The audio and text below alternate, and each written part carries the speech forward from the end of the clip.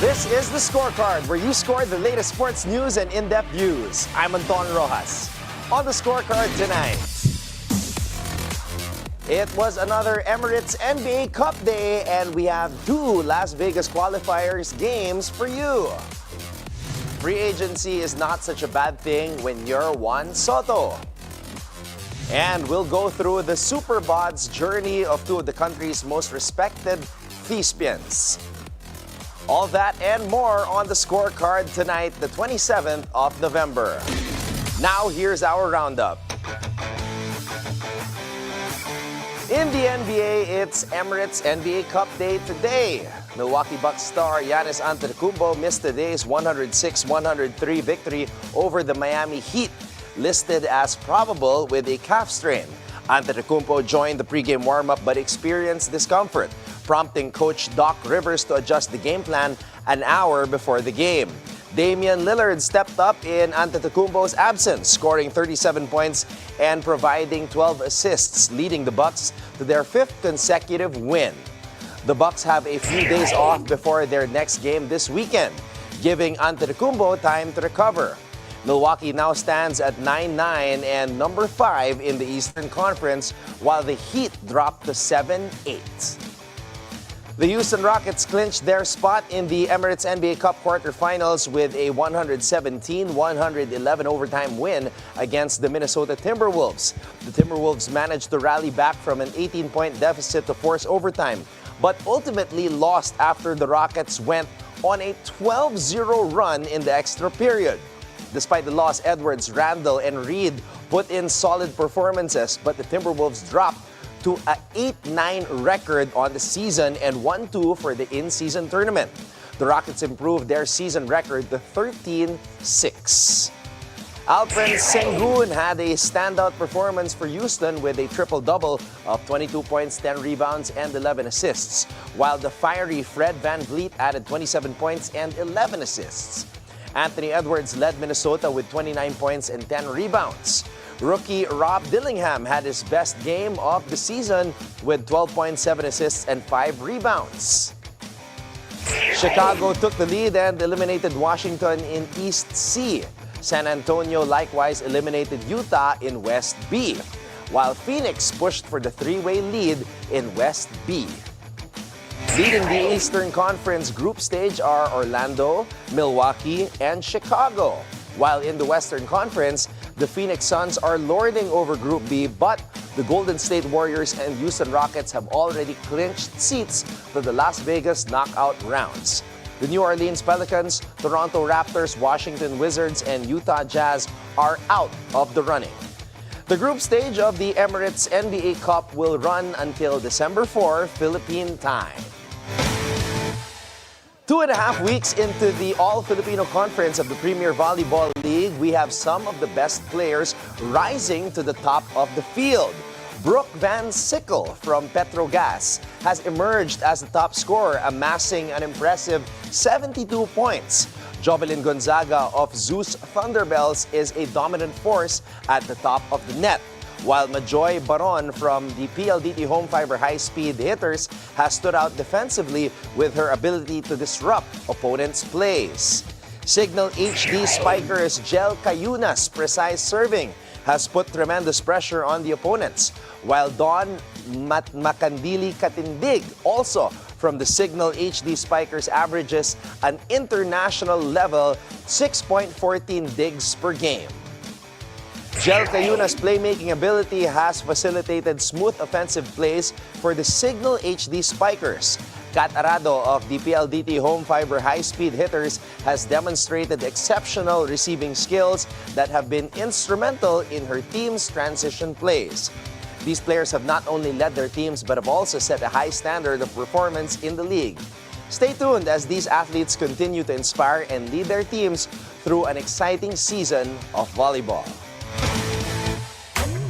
Now for our daily dose of sports lingo. In basketball, a blow-by occurs when an offensive player quickly dribbles past their defender, often exploiting a mismatch or using a quick change of pace or direction. This maneuver leaves the defender behind and opens up a lane for the player to drive towards the basket or create a scoring opportunity. Now, this skill requires quick thinking, spatial awareness, speed, and agility to break down defenses. It's time for our off-court buzzer. The NBA fined the Atlanta Hawks $100,000 for violating the league's player participation policy. The violation occurred when the Hawks held star player Trae Young out of the Emirates NBA Cup game against the Boston Celtics on November 12, 13 here in the Philippines, citing tendinitis in his right Achilles. However, an investigation that included a review by an independent physician determined that Young could have played under the medical standards set by the policy. This is the only game Young has missed this season, although he is listed as questionable for tomorrow's game versus the Cleveland Cavaliers and for the same tendinitis given as reason for missing the Celtics game. Now, what's mind-boggling is that the Hawks actually won that game Trae Young missed, 117-116, thanks to an Onyeka Okongwu game-winning layup. The win surprised many because just the week before, the Hawks were swallowed whole by the Celtics 123-93. Now, I don't know about you, but our Google search told us not to ignore Achilles tendinitis and to rest the injury or else risk the chance of deterioration to the point of needing surgery.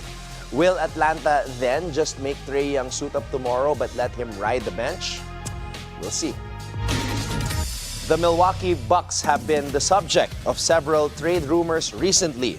Now, one of the most notable involves the potential acquisition of Cam Thomas from the Brooklyn Nets. The Bucks are reportedly interested in adding Thomas to their roster to bolster their scoring options alongside Giannis Antetokounmpo and Damian Lillard. Now, to make this trade happen, the Bucks might consider trading Chris Middleton, who has been struggling with injuries and a declining performance. Additionally, the Bucks have also been linked to Dorian Finney-Smith, another Nets player known for his defensive prowess and three-point shooting. Finney-Smith could provide the Bucks with much-needed defensive depth and floor spacing. What is keeping the Bucks from getting Thomas and Finney-Smith? Are trade assets and salary considerations. The Brooklyn Nets are reportedly open to trading multiple players, but acquiring high-caliber players like Thomas and Finney-Smith would likely require the Bucks to part with valuable assets such as draft picks and young talent. Matching salary figures to make the trade fit under the NBA salary cap rules can be daunting. The trade deadline is February 6 next year. I don't know what's the teams that want to come after me, but definitely I'll be open to listen every single team. I don't have any doors closed or anything like that, so I'm going to be available for all 30 teams. Juan Soto was traded by the San Diego Padres to the New York Yankees only last December. Then, the four-time All-Star Dominican elected free agency over a contract extension this October 31. And so far, reports have it that 5 teams have already expressed keen interest in picking him up for the 2025 baseball season. The race to sign Juan Soto is mainly between the New York Mets and the New York Yankees. Any message for the Mets fans at this point in time during the offseason with so much going on? Yeah, listen, we'll see what happens, right? We built a great team last year, and I fully expect to do the same this year. With the Mets currently leading due to Steve Cohen's financial backing and ambition, Soto is anticipated to secure a groundbreaking contract ranging from $600 million to $700 million for a duration of 10 years or more. Multiple offer rounds are expected, and Soto is likely to make his choice before or during the winter meetings in Dallas in mid-December. Observant netizens invested in the story have noticed that Alex Cohen, wife of Mets owner Steve Cohen, Surgot Boone, the son of manager Aaron Boone, are both now following Soto on Instagram. It could mean anything or something or nothing at all? We will know the answer soon enough.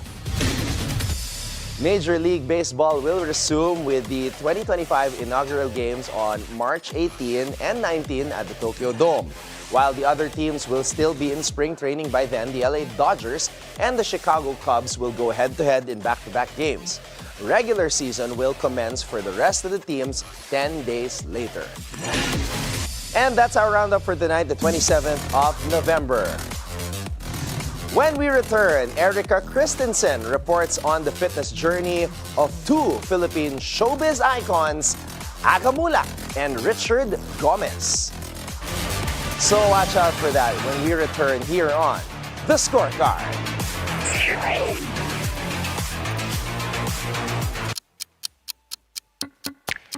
At BNC, 12 noon doesn't mean break. But breaking news, biggest stories, and latest updates. The International Monetary Fund urges countries to implement fiscal tightening policy. Authorities raided a Pogo hub just hundreds of meters away from the Senate building. Mai Rodriguez, Newsfeed at noon on BNC, the Bilyonaryo News Channel. Good morning, everyone! Let's begin your morning with these people that gives you the hottest information. Are happy to share with you some magic that will make you smile, dance, and feel the love. With excitement and fun to start your day. It's a light of the morning with positivity, joy, and a sprinkle, a dash of fun. Join Paulo Del Rosario, Ann Asis Carrillo, and Monique Tuzon. Ready to start our day with a smile. It's a beautiful day! In the world of business, expansion is inevitable. So I was a serial dater. Not just a serial entrepreneur. Yes. You need fresh perspectives. Different perspectives, different capabilities. The sense of fulfillment, the sense of accomplishment. It's like you gave birth. The relationships we have, how we treat our people, for me, that is the essence. I'm Ces Orenia Drilon at ito ang Usapang Bilyonaryo. Beauty, health, adventure. This is for you. Join Marie Lozano, where she uncovers the untold stories and unexpected surprises in the world of lifestyle. Where fashion meets art, few events recently capture this synergy. Let me tell you about the Lifestyle Lab. The Lifestyle Lab on BNC, the Bilyonaryo News Channel.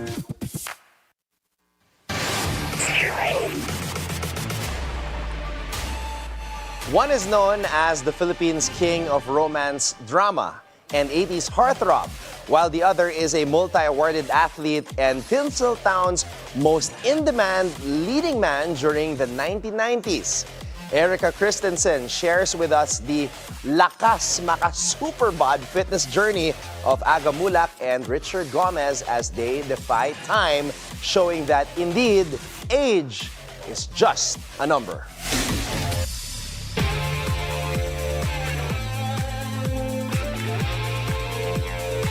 Age is truly just a number, especially for these two newest century tuna Super Bods who are making a grand comeback in fitness today. Now, I'm pretty sure you guys are wondering who they are, so stick around and watch the space as we finally reveal who they are in today's media launch.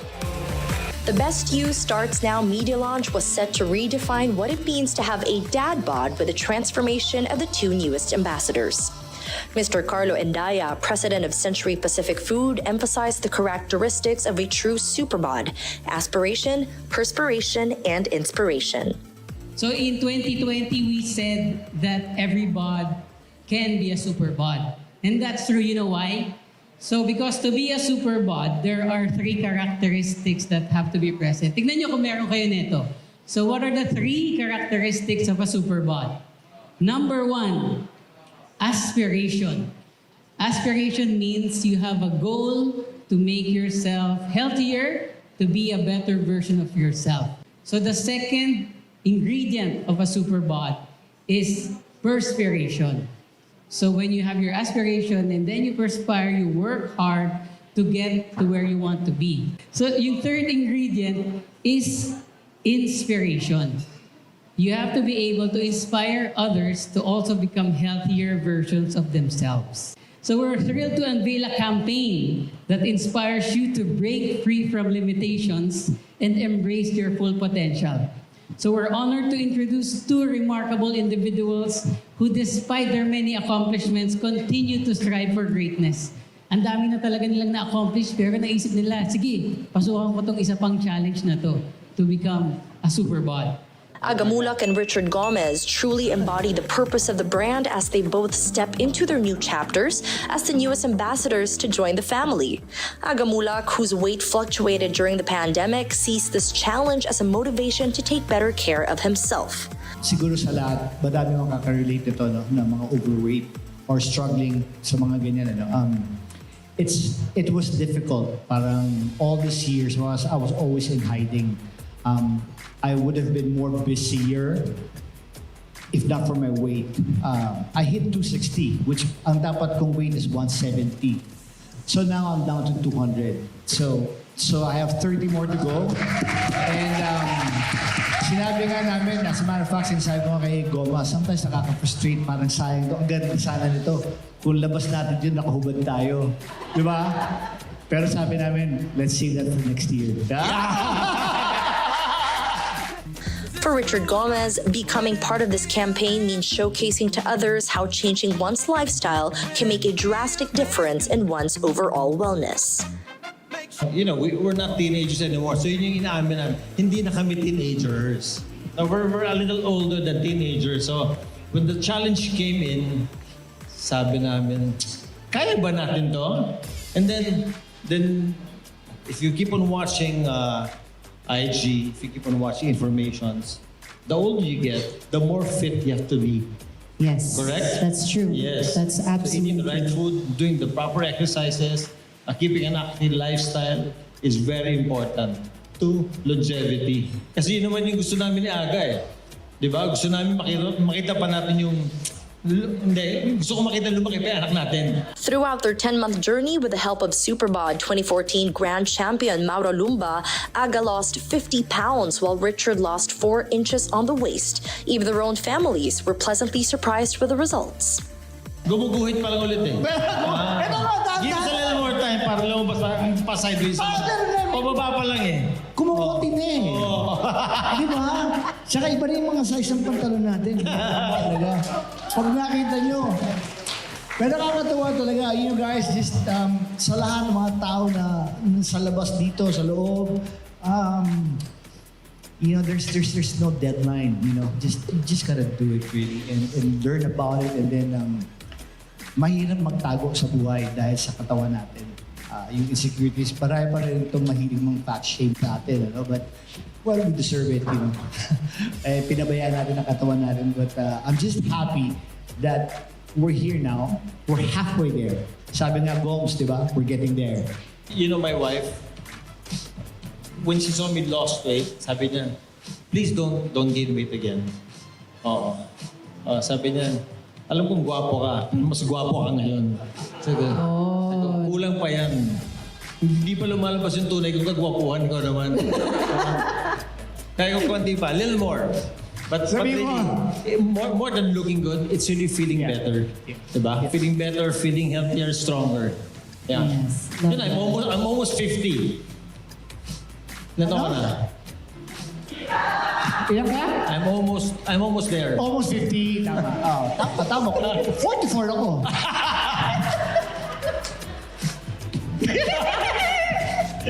No, but really, I'm over 50. I'm over 50. But one thing I realized na at this age, you really have to work out more. Yes. No? You have to get your muscles up. And again, it feels better. I feel stronger. When I asked what other wellness hacks they've applied into their routine aside from their workout and diet, Aga's very much into cycling. He bikes a lot. Ako, I play a lot of badminton. I still do my fencing thing. Except that this was really a challenge to lose more weight. Kasi I reached a point na, you know, yung mga 36 ko na pantalon, pinamigay ko na eh. Now you have to get them back. Because lumaki na ako eh. Naging 38. Sabi ko, 38, bigat na nito ah. And then, reach a point na tumitingin na ako sa 39, 40. Inabot ko yung goals. Grabe. 4, sabi ko, teka, 40. Buti lang dumating yung century. Kasi today, 34 sinusuot ko eh. Yes! Bihira naman, oh. It's a lifestyle really. It's a really change of lifestyle talaga. And I'm happy that my wife also was very supportive. And siya yung gentle reminder ko always na talagang medyo nagkaroon ako ng eating disorder for a while, no? Talagang binge eat. So minsan hanggang ngayon lumalabas pa rin yun. And she would stop me. Sinasabi niya na, tama na yan, di ba? Parang alam mo na yung pinanggalingan mo. Huwag ka nang bumalik din doon, di ba? Ang sinasabi ko naman, nakita mo naman ako noon, di ba? Nung tayo mga bata pa. Yun. Pag nakita mo ulit siya,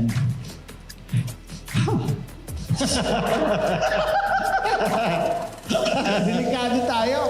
Sabi ko, siguro yung mga asawa namin, sabi namin, gusto niyo ba talaga gumanda yung katawan namin? This campaign reminds us to take care of ourselves through fitness and health at every stage of our lives. The best time to start one's fitness journey is now. And that's a wrap for today's Media Launch in pursuit of being the best you ever as we finally introduce the two newest Century Tuna Super Bods in the family who are veteran actors and fitness enthusiasts alike, Richard Gomez and Aga Muhlach. Cheers to being the strongest you. When the scorecard returns, we have 3 exciting NBA matchups that we will dissect for tomorrow's game so you can keep your eyes on the prize. Coming right up in just a bit. Keep it right here on the Bilyonaryo News Channel.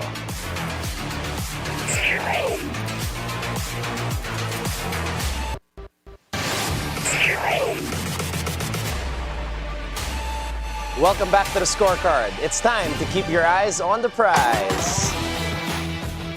We'll break down the upcoming matchups to deliver key insights that might just give you the edge you need to stay ahead of the game. Tomorrow, November 28th at 9:30 a.m. Philippine time, live from Frostbank Center in San Antonio, Texas. It's a Western Conference showdown as the Los Angeles Lakers take on the San Antonio Spurs. The LA Lakers enter this game with a 10-7 record and are looking to snap a 3-game losing streak.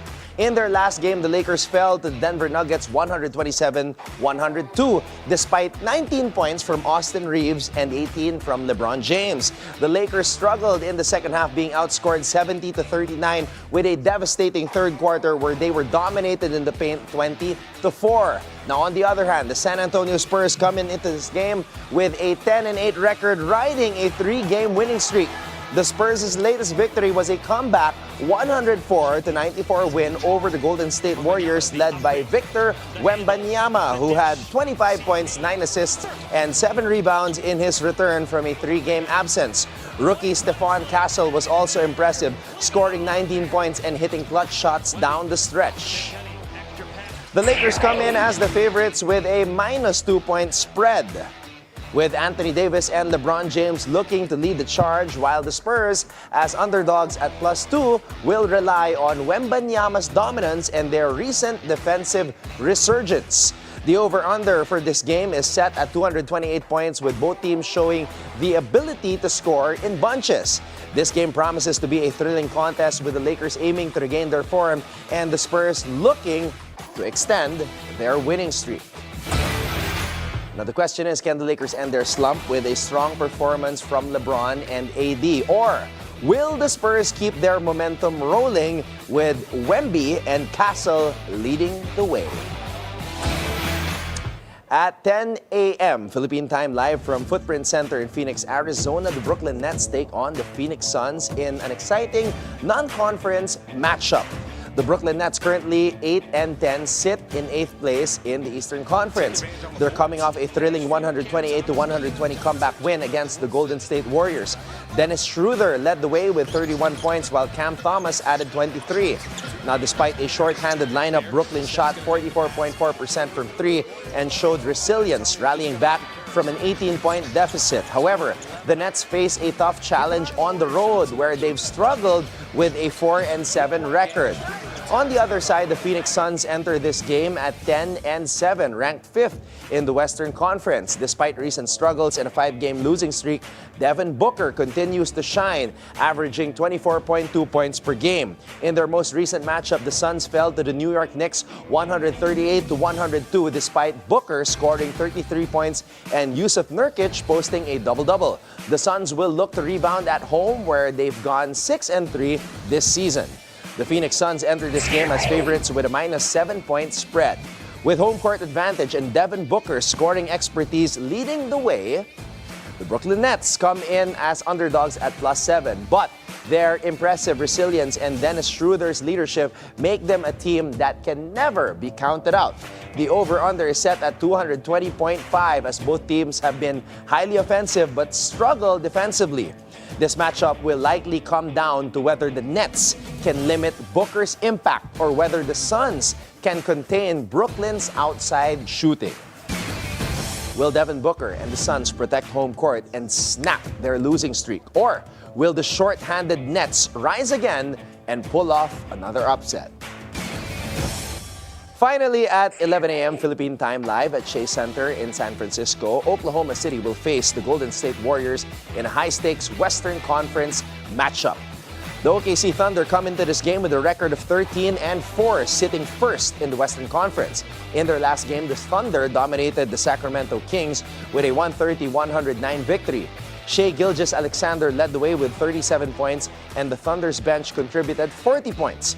Jalen Williams added 28 points, and Isaiah Hartenstein returned from injury to make 17 points. Huge impact. Now, on the other hand, the Golden State Warriors entered this game with a record of 12-4, second in the Western Conference. In a dramatic game against the Brooklyn Nets, Golden State fell 128-120 after squandering an 18-point lead. Stephen Curry scored 28 points and Andrew Wiggins added 18, but the Warriors couldn't seal the deal in the final minutes. The Golden State Warriors come into this game as slight favorites with a -2-point spread. With Curry's explosive scoring ability and the Warriors' home court advantage, while the Thunder come in with a strong record and dynamic performance from Shai Gilgeous-Alexander, the Thunder will be looking to build on their strong win against the Knicks or the Kings. The over-under for this game is set at 232.5. Both teams can put up big scoring numbers, and this promises to be a high-flying, fast-paced affair. Can the Thunder keep rolling with Gilgeous-Alexander leading the way, or will the Warriors bounce back and extend their home winning streak with Curry's heroics? We'll find out. And as always, we have updates. In the UAAP, the Adamson Soaring Falcons got the number of the UE Red Warriors from the first quarter all the way to get the win, 68-55. Adamson rallied from a 2-10 deficit with a 16-0, carried over to the second quarter, and kept the lead until the final buzzer. UE's Precious Momaway had to be carried out on a gurney with 3 minutes and 25 seconds left in the fourth quarter. And the Adamson Soaring Falcons on top 58-48. Adamson will now face league-leading De La Salle University in the Final Four. In a PBA, the Converge Fiber Xers started off the Commissioner's Cup with an impact, letting loose 14 three-pointers to beat the Terra Firma Jeep in a terribly lopsided 116-87 game. Now, before we go, think on this. From Arthur Ashe, the first African-American tennis player to be picked for the USA's Davis Cup team, he says, "If one's reputation is a possession, then of all my possessions, my reputation means the most to me." And with that, thank you for joining us tonight. We'll see you again here tomorrow on The Scorecard, where sports is our business and business is our sport, on the Bilyonaryo News Channel.